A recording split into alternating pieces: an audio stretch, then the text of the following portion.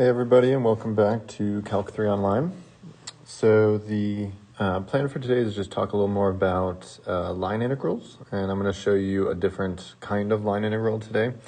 Really going to be kind of doing the same thing, but kind of different way that we sort of understand what it's measuring. But to start off, I want to talk about this kind of idea. So say we have a function.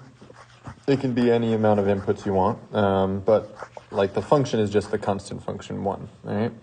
And if you think about it, if you take this parameterized line integral thing that we had in the last video, then this part in here, right, would just cancel to 1, and so we would be getting the integral from a to b, magnitude of r prime dt. And this should look familiar because this is literally just the arc length, which if you think about it, makes a lot of sense, right? Because what we're basically saying here is just measure. So before, like we might have a surface like this thing, or not a surface, I keep saying a surface, but a curve.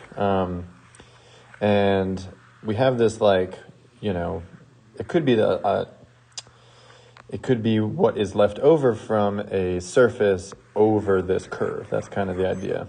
There could be like a surface sort of in between here, but all of that is like canceling out because all I'm interested is what's over the arc or the curve in here.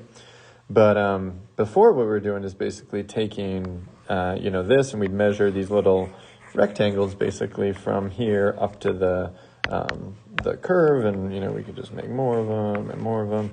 And so we're basically just doing a normal like Calc 1 thing, just kind of all around this thing, right, and back here, that kind of thing. I'm getting sloppy with it, but that's what we did last time. But I'm saying if we imagined this curve is like, vector valued curve in space was just 1, we would actually just be smushing all that down, and we would really just get arc length. And so I think it's kind of cool in math when you see these things. This is something we saw back in chapter 12.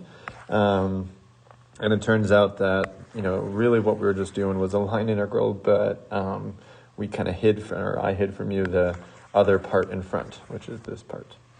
And just to kind of connect this picture here, I just wanted to put this in because what we're doing again with these integrals is basically we're taking increasingly small little like segments, right? We could think about having that segment and then having that segment again, but these little things are like the changes in the arc length.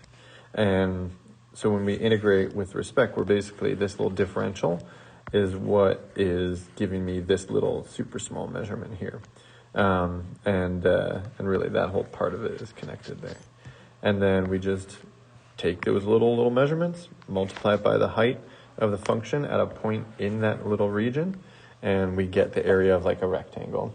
And then we just do that all the way around here, and we get the area under this curve and above that arc. All right, so what we're going to start off with today is talk about line integrals with respect to x and y. Okay, so before on that like last slide, I was talking about these little changes in the arc length, these little intervals. That's this thing. So if instead of that, that is something that changes in x and y, what if we changed and we just measured it in terms of the change in x or the change in y? So if we do that, it changes what this line integral is sort of doing. Over here, this picture is like a line integral just with respect to x, right? It's kind of like you're no longer concerned with any of the y components on this thing. And what you get from that is you basically project it over to like the x-axis, and you'll notice that what you're taking the integral with respect to is changed to just dx instead of like this whole thing right here, which is this whole part again was ds. This picture down here is just another good way to visualize this. So, if you took this curve right here So if we did a line integral over that, we might get kind of this area that's shaded here and here and here. And then what it's showing is that if you do just like a line integral just with respect to x, so you basically ignore all the y components that would go this way, then what you would get is like an integral like this. And it's a little hard to see, but there's like a little chunk right there, right? So there's a little area there, and then there's all this area here. But you're basically just getting these like projections into either the xz plane, or it would be into the yz plane if you do it with respect to y. And you might wonder why we would even be interested in this, and that's a fair question. The way I kind of think about it is there's a lot of things in the world where you're not really concerned with all the forces maybe, but like one force in particular. So you might, like this might be the flight path for some, plane or something like that. And this might be a measurement of like the forces moving in that one direction alone or something like that. Like what is acting on it in X. And then you could do like in Y or something. And then if you wanted to like measure over the whole thing with respect to X and Y, that's where you could do like a different kind of line integral. So it's something where you're basically concerned with a directional piece, like the forces is kind of the easiest way for me to think about it, just in one direction or another direction. I will talk about this thing called work today too, and we might be concerned with like the work done in a certain direction or something. And that's like one of the forces that we could kind of measure with this line integral. So when you do one of these line integrals with respect to just one direction, I wanted to show you kind of quickly how some stuff is sort of simplifying down here. So let's say you do like a dx one. So in this case, right, we just have like all this other stuff. This part, if you're doing just with dx, this part's going to be 0. Like I'm not... like if you take this picture, right, the y is 0. And so then we would have square root of partial of x with respect to t, or not partial, I keep saying that, just normal derivative with respect to t, dt. And then you would take that square root, and you would get just derivative of x now with respect to t, but then there's this dt from right here, and those cancel, right? And that's why you can actually just kind of write dx like this. And same thing for this one. You would just be killing off that term, right? And so you really do actually write these line integrals with like a dx or a dy, not like a dt, which is actually kind of important to notice. One thing that hopefully you kind of remember from Algebra 2 is that when you do something like the square root of x squared, it actually is the absolute value of x, right? And these derivatives in here are really going back to basically little tangent vectors along the arc length. And so they're not going to be negative things. They're really meant to like... be the little tangent vectors that are associated with the little pieces there that on the arc as you change, as you go through the different intervals.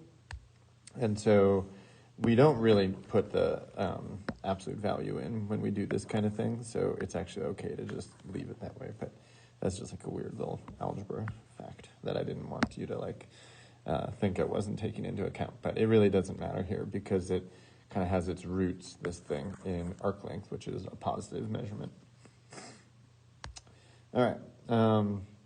So before we get into any examples, I want to show another kind of line integral, which is sort of an extension of the one we just did. And it's going to take really another video before you kind of can see what I mean with that. But I'm going to kind of motivate this with this concept of work. So if you haven't taken a physics class, work is basically just, it's like a measure of the energy transfer when an object is moved like over a distance by some force. So what we can think about it is like if you take this picture here, you've got maybe like a vector field, right? And that could represent like wind or something, right? This could be the path of a plane. And you can imagine that as your like plane flies, right? I'm going to attempt to draw an airplane. I figured I should pause the video to draw my airplane because I'm a horrible artist. So this thing that kind of looks like a duck but also an airplane, this thing, right, it would take less work for it to fly right here, right? So less work versus up here, more work, like to stay on the path, I guess I should say, right? Because it's flying sort of with the wind down here, and it's kind of nice and going to be pushed along its path nicely. But then as you get like crosswind, right, it's going to just, there's more energy involved in that. So that's all work is. And in Physics 1, you typically just see it written as force times distance, which is literally multiplication. Then if you use vectors, which could also be like Physics 1, you might say a force vector dotted with a like displacement kind of vector there. And then in Calc 1, you usually see this thing, hopefully you see this thing, where you have like the integral of f of x dx from a to b, and you can use that to measure work. It's just like an integral. And then we get to Calc 3. And in Calc 3, this is actually the way that we write work. This is like an understanding of what work could be, an application of this kind of thing. And so this is a line integral, right, over a vector field. That's how you want to think of this thing. So as soon as you see the dot in there, right, there's some sort of like vector operation. There's also got the little arrows. But this is going to be a vector operation in here, right? And still an integral, so we're measuring this change with respect to the path that we're sort of on. That's kind of how I read that. It's along the curve, how much work basically is going on, split up over these little infinitesimally small little arc length chunks as I go along. And if you sum them all up with the integral, you're going to get the work done on maybe this airplane as it moves through this path in space right here. And so what I want to show is, and T is, I didn't say this, but T is the normal, we've seen this before. It's my unit tangent vector. So it's that one that is r prime of t over the magnitude of r prime of t. It's the, just the unit tangent vector. So what I want to do here is I just want to do a little bit of kind of symbolic manipulation and get this into another form. So I have F, which is like some sort of like force, right? And then it's multiplied by the unit tangent, which is r prime of t over the magnitude of r prime of t. And then we got this ds in here. And then ds, right, we know, maybe I'll even color code this. So ds is what I'm going to switch out right here. We know that this thing can be written as magnitude of r prime of t dt, right? So then this is nice. These things cancel, right? And then we have this is equal to f dotted with r prime of t dt. And there's sort of like a naming convention that happens here. So there's like this naming convention where what you're going to actually see a lot of times in books is they're just going to jump from this point and they're going to say this thing equals, I'm blanking on what color I want to use, I'm going to use green. This thing equals the integral of f dot dr with like the vector symbol over that. But I kind of want to show you what they're talking about with that. It's kind of a weird notational trick, but really there's some math behind this. So what we got right now over here is, so I'm just going to do the F there, but we're doing dot product, so this is a vector, right? R prime is just dx, let's say it's just 2D for the sake of not having to write too much. Dx dt, and then like dy dt, and then we have dt, right? And if it was higher dimensions, we could just have more entries right here. But then we could cancel these dt's, because it's multiplied that vector by that. So then we could say, okay, integral of f dot this dx dy, and those aren't partials, they're actually normal derivatives. So dx dy, right? And then this is the thing that they basically will call dr. So, this is where I think the naming trick kind of just comes in. They call that vector dr. It's basically just a vector of the differentials like dx, dy, dz, however many things you have in there.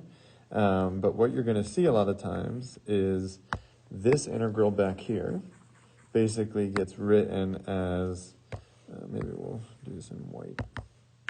So this thing gets written as f dot dr with a little vector symbol there, where dr is just defined this way.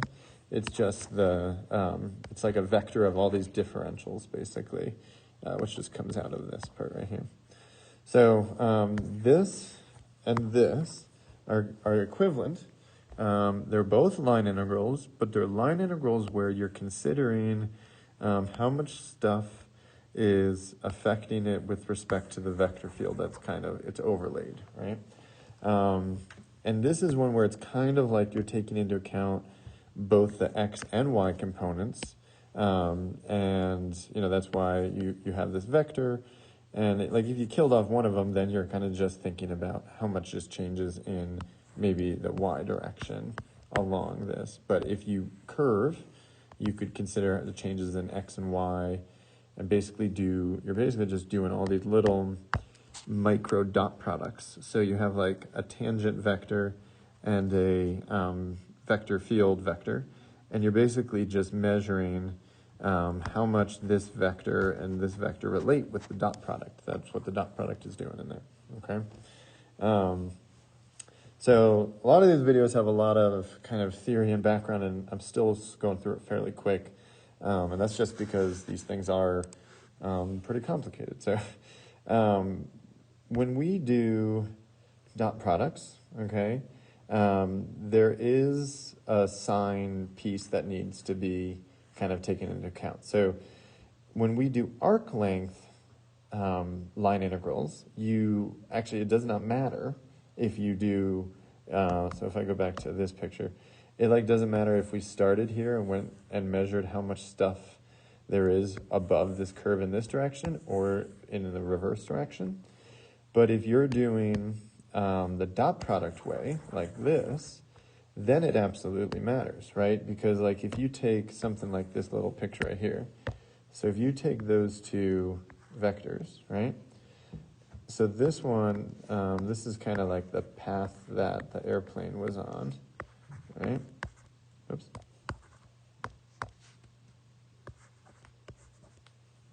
The dot product of an acute angle in there is going to be very different than if I go in the reverse direction, right?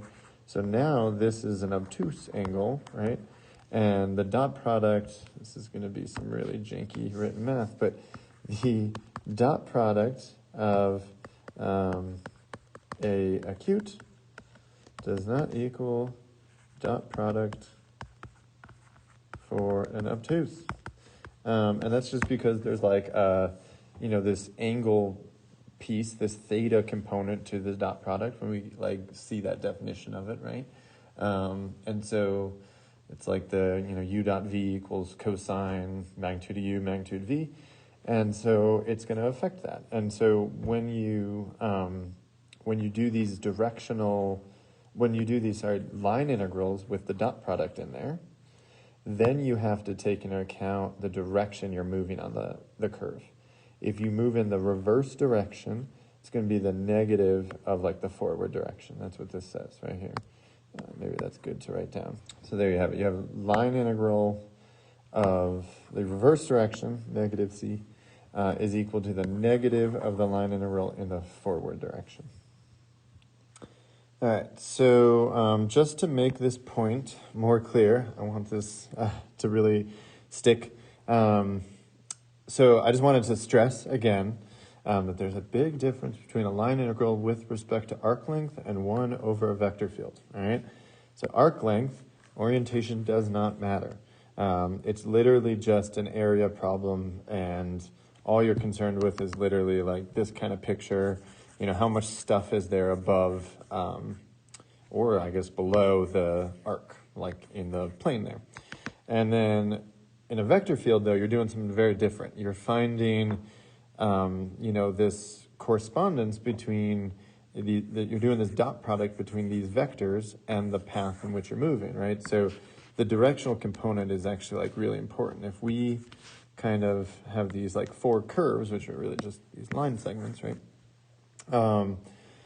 If we like orient it this way, let's say, we're going to get a different thing versus if we go this way. If we follow this path right now, then like the integral over this line integral on curve 1, right? So curve 1 is down here, right? Yeah. So this would be a positive line integral, right? This would be greater than 0. Really, that's just coming out of the cosine part in the definition. Like when I think of this, I really go back to this algebra 2 thing. So I always think all students take calc and cosine, right? Like if you're doing the cosine of this angle, right? That's going to be the cosine of what's called theta there would be less than 0, right? And so what's happening is you can see these little vectors in the vector field are forming acute angles with the path, right? And so we're basically in quadrant 1, not in quadrant 2. And so we're greater than 0. But take the line integral over curve 2, right? Now you're working against the vector field here. And now you're going to have it be less than 0 because, if you do the dot products here, and you basically are just summing up all the little dot products as you go, then you're getting a negative like this red angle in here. And that's really just coming out of the cosine of an obtuse angle, right? Then just to kind of finish it off, like if we do it along curve 3, this one would once again be greater than 0. You kind of are moving with the path of the vector field. It's sort of helping your directional piece, so it's positive. If you're going against the field, it's going to be negative. And then along curve 4, this path over here, you can see that you're kind of working against it again, so it's going to be another negative 1. So it may be,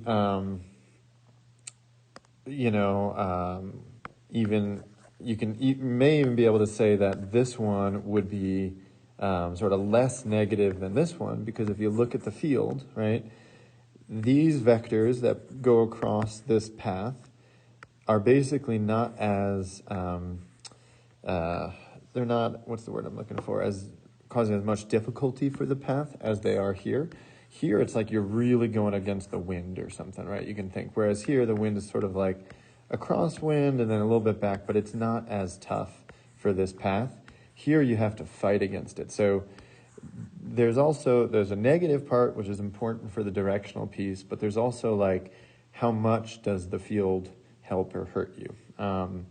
But none of this matters if it's with respect to arc length. So if you see the dot product in there, you've got to be concerned. If you don't really worry about the directional piece. So just to kind of, I'm not going to go through all the calculation, but these two are line integrals with respect to arc length, a little ds in there, no dot product or anything like that. And we're just doing it between these 2 points, from this negative point to this positive. And then here I've flipped it, so different direction on the path, okay? You can pause the video and look at all this. I get the parameterizations here, plug all it in, it's magnitudes and all that stuff, right? Blah, blah, blah, blah, blah. You literally just compute it all out and you get negative 21 and change for both of these things. It does not matter that you went backwards on the path versus forward. But if you do these directional ones, it is. Like the dot product one is definitely going to matter. And actually this one and this one would matter. So these two that I kind of talked about way back here in this video, these are kind of like the component-wise line integrals for the dot product one, if that makes sense. We're sort of measuring just the x contribution or just the y contribution. And there, in that sense, the sign will matter. So if you do it with these kind of line integrals, or if you do it where it's a true dot product one, like this example, the sign will matter, okay? All right, so I think it's time we do an example. There's a lot of kind of theory behind these things, but the funny thing with line integrals is once you go to compute them, they're really not too bad. So this is something called the twisted cubic. It's a famous vector-valued function, and it's just x is t, y is t squared, z is t cubed. It kind of has this cool like bent structure, and this is just 0 to 1 for it, okay? And then I'm not going to draw what this looks like, but you could kind of go through if you wanted, pick different x, y, and z points and graph the vector. But there's like a vector field you want to think of as like kind of over this thing, right? So there's some sort of vectors here, and I'm sure that's not what they look like, but that's basically the problem. We're looking at, how much is like the total correspondence basically between this vector field and the spot you're at in this twisted cubic as you move from 0 to 1. And as you move from 0, right, this has a directional piece definitely, which is important. You're going to be moving like that direction basically. And so you're doing an integral over a bunch of dot products is really what you're doing. And so to do this kind of thing, one of the things you're going to need is, not lowercase, you're going to need f of r of t, okay? And so what that would be this, right? And all I did was like x times y, t times t squared, and the same thing, and that was t cubed, and same thing for these ones, okay? And then, so remember that dr is really just r prime of t dt, right? And so we also need r prime. We're going to need that. And so r prime is just literally 1, 2t, 3t squared. And then we have all the stuff we need to basically set this up. So we're going 0 to 1, and we're basically just doing f dot dr. So that's going to be t cubed, t to the 5th, t to the 4th. That vector dotted with 1, 2t, 3t squared. That's my r prime. And then dt. So this part, right, is dr. And this part is f. Really f of r of t. But you still need that. And then you literally you do this dot product out. Okay. This is why I think the computation of these is fairly straightforward. It's just the theory is a little tricky. So there we get t cubed plus 5t to the 6 dt, and the super nice integral, we would just get this. And one thing to kind of think about is the fact that this is close to 1 is kind of significant. You can think of like physical properties or what that means and whatnot, but that's it. That's basically how you do these things. It's not too bad. Really, the hardest part is what's on this last slide right here. So the toughest part is basically parameterizing these, which I said in the last video too. And so I'm not going to go through all of them here, but these are kind of little tricks to think about and when it comes to parameterizing surfaces, or curves, I guess. And a lot of them are tricks that we've seen before, basically. Sometimes you just can't parameterize it too, though, and you need to use a computer or like things like that. But these are kind of common techniques to use.